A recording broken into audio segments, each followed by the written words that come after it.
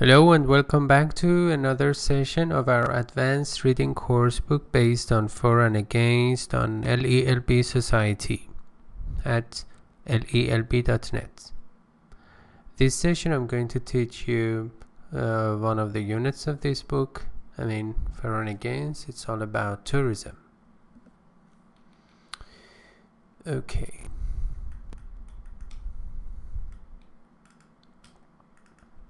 The topic is this is the image or photo of the, or let's say cover photo of this course book, For and Against. This is a great course book in order to improve your reading comprehension and also learn a lot of difficult words for IELTS and TOEFL. Okay. Unit 23. The tourist trade or business contributes absolutely nothing to increasing understanding between nations. It means that actually tourist industry, tourism does not help to just understand and learn the customs or cultures of other nations. Okay.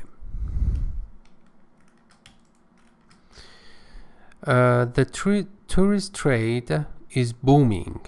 It means it is gaining a lot of popularity, it is increasing and becoming more and more important.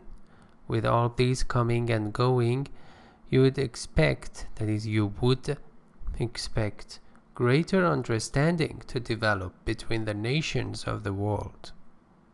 It means people would become more familiar with each other, with their cultures, with their conventions, and so on and so forth.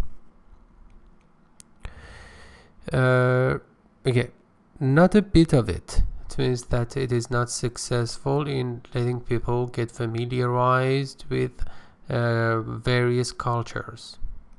Superb systems of communication by air, sea, and land make it possible for us to visit each other's countries at a moderate cost.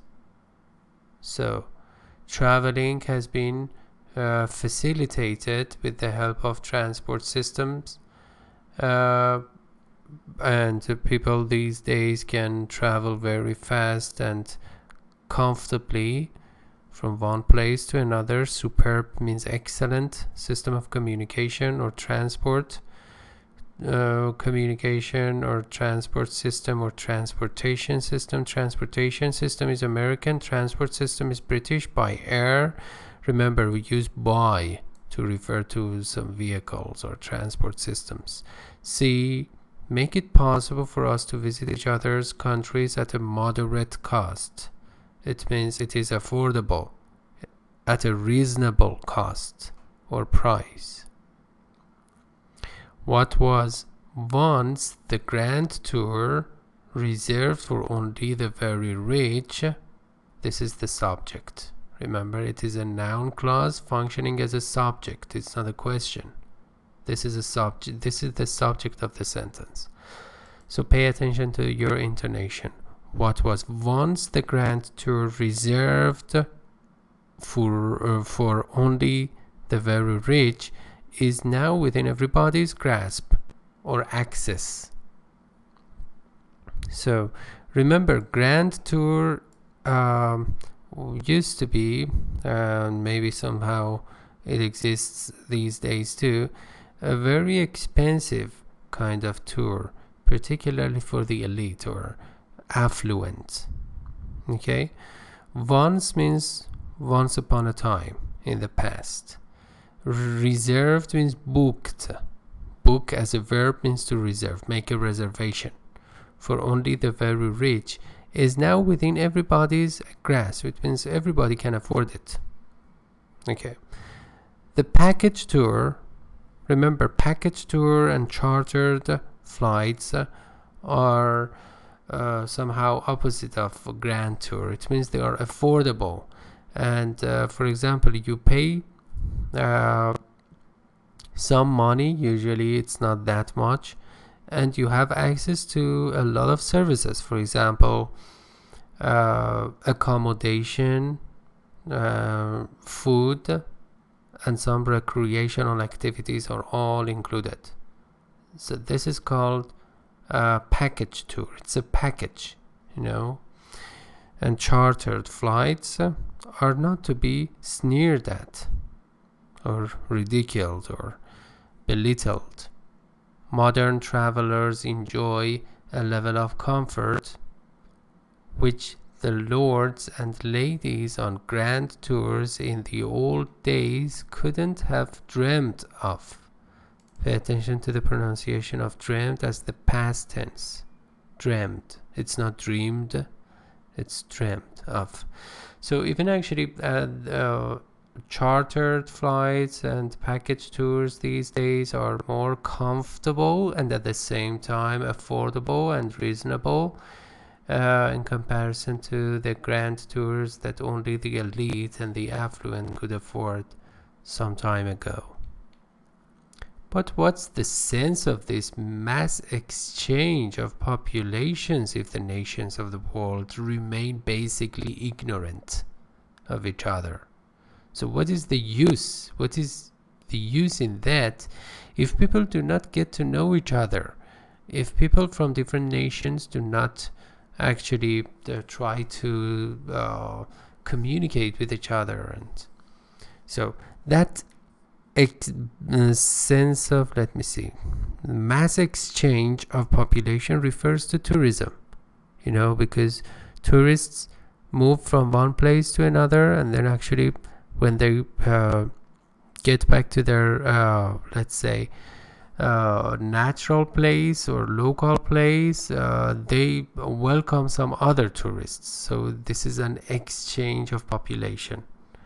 Of the nations of the world remain basically ignorant. It means they do not, as I said, get to know each other.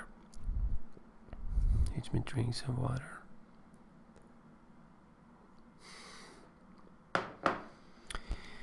Okay. Many tourist organizations are directly responsible for this state of affairs. It refers to lack of familiarity or familiarization. They deliberately set out to protect their clients from too much contact with the local populations. Deliberately means intentionally and carefully. Set out means plan, schedule, to protect their clients, that is tourists, from too much contact with the local populations, or let's say indigenous people or native people. For example, a person from the United States as a tourist tries to just pays a visit to some African countries, for example Nigeria, and those tourists are not allowed to for example meet the native people from Nigeria because of some special rules set by their tour organizers. Okay, from too much contact. Okay, the modern tourist leads a cosseted, sheltered life. Cosset means when you pay too much attention to somebody, when you baby somebody. Baby as a verb means to pay so much attention to somebody, which is negative, which is not really good. Sheltered life. He lives at international hotels where he eats his international food, sips or drinks his international drink while he gazes at the natives from a distance. It is as if the person actually is watching watching some events on television. It means that actually tourists are not allowed to blend in with the population or local population. They are just observers, not communicators. Conducted Tours to places of interest, it means interesting places, are carefully censored or filtered. You know, it means when you censor something, means you cut something out or just remove or edit. So it is consciously programmed. The tour is allowed to see only what the organizers want him to see and no more. It means all the programs, tour programs and activities are pre-specified by tour organizers, and tourists do not have enough freedom. A strict schedule makes it impossible for the tourist to wander off on his own. Strict means serious, stern, inflexible. Inflexible is better. Schedule or plan makes it impossible for the tourist to wander off, to have his or her own freedom, for example, to go whenever they want, wherever they want, and anyway or anyhow. Language is always a barrier, because tourists generally do not know the language that is spoken in local populations or local places. So he is too happy to be protected in this way, because actually tourists need some translators that are provided by tour organizations. So they are dependent on the tour organizations or tour leaders or tour coordinators. At its very worst, it means in the worst scenario, this leads to a new and hideous kind of colonization. This leads to or results in a new, hideous means unpleasant and ugly, but ugly here doesn't make sense, so unpleasant kind of colonization. It means gathering, making groups. The summer quarters of the inhabitants of the Cité Universitaire are temporarily re-established on the island of Corfu. These are some natural and let's say proper names referring to some geographical places. Some quarters means neighborhoods or districts of the inhabitants, means those who inhabit or live in a place or habitat of the Cité Universitaire, are temporarily, means for a while, for a short while, re-established on the island of Corfu. Blackpool is a place, I think it's a kind of, an island or something, I'm not sure, in north of England, is recreated at Torremolinos, I don't know how to pronounce this, it's a proper name, where the traveler goes not to eat paella but fish and chips. Paella is a Spanish food or dish, and everything is just pre-planned. For example, a person goes there, I think in Spain, in order to eat paella, which is a very famous Spanish dish, but actually the person is not allowed to experience that. Instead, he or she has to eat, for example, fish and chips. Okay. The sad thing about this situation is that it leads to the persistence of national stereotypes. The dire consequence, or let's say unwanted result of that, would be a situation in which actually there is a persistence. It means continuation of national stereotypes. And what it means is that Stereotype is something that is repeated again and again and usually accepted as an inevitability. It means that, for example, we think that the French people are all amorous people, and there is no exception because we have been taught in this way. This is a stereotype. Okay? We don't see the people of other nations as they really are, so we do not experience it on our own, but as we have been brought up, means raised or educated or taught to believe they are. So we do not experience it on our own. You can test this for yourself. Take 5 nationalities. Say here means, for example, French, German, English, American, and Italian. Now in your mind, match them with these 5 adjectives or epithets. Musical, amorous means lovely and loving. Cold, it means cold-blooded, you can say, not warm-hearted. Pedantic means just being so concerned with rules and schedules and disciplines, pedantic, paying attention to the details. Naive. So it wants to say that there are 5 nationalities and 5 adjectives, and usually based on national stereotypes. For example, we think that musical people refers to Italian people, musical adjective, and amorous adjective refers to French people. Cold people or adjective refers to British or English people. Pedantic, German. Naive, American people.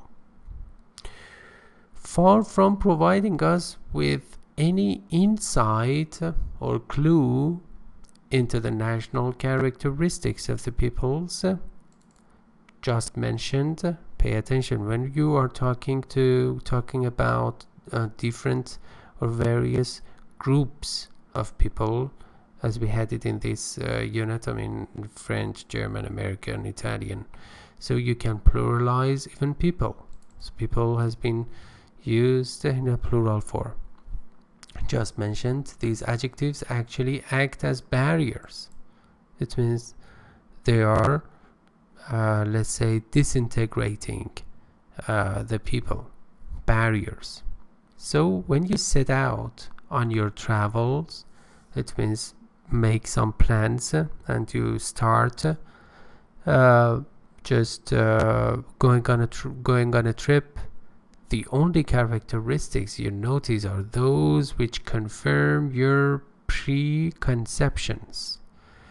It means that actually you need to confirm or verify your preconceptions or prejudice or prejudgment. It refers to those national stereotypes that you generally do not experience on your own. You come away with a highly unoriginal and inaccurate impression that, say, for example, Anglo-Saxons are hypocrites, or that Latin people shout a lot.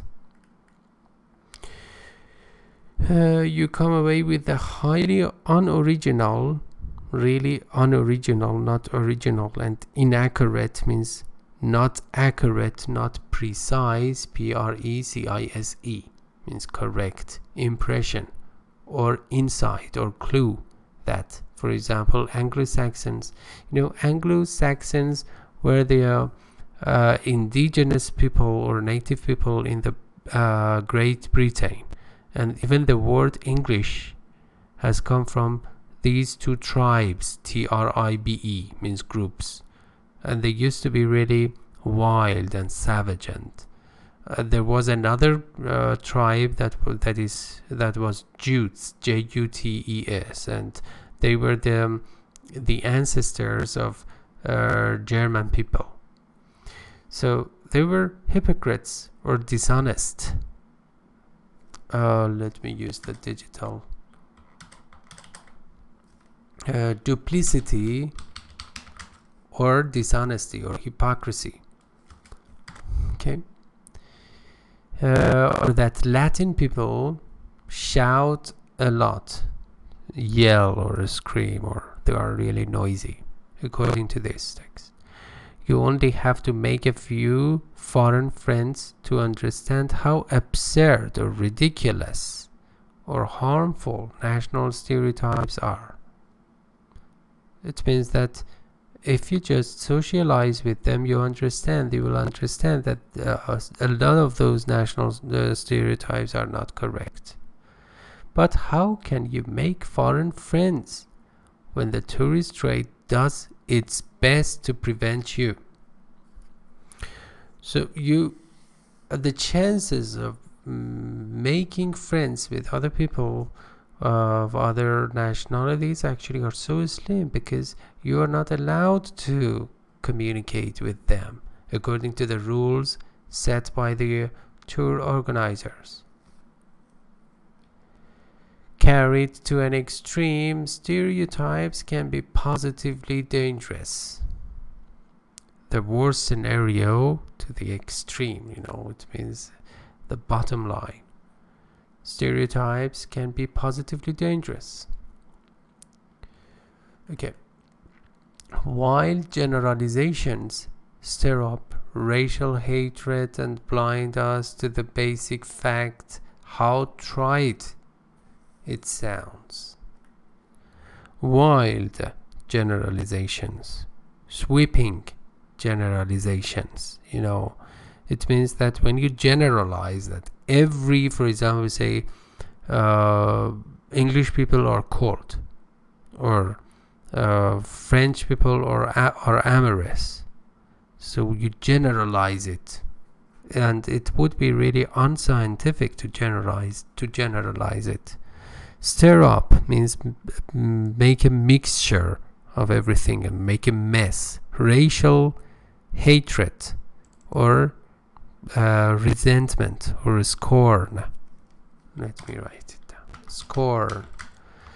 Racial discrimination to some extent. And blind us. It means it doesn't let us think to basic fact. How trite. Trite means banal. Or platitudinous. Platitudinous. Yeah. Or cliched. It sounds or it looks that all people are human. We are all similar to each other, and at the same time all unique. Okay, let me see. Well, this unit is over. You can, if you visit my website at lelb.net, you can see here lelb.net, and you will have access to the full text and many other factors. And also this part at the bottom of the post can give you some hints about some relevant, let's say, posts with relevant information. So this is tag. And also if you have any question about this unit, you can just leave comments here and I will get back to you.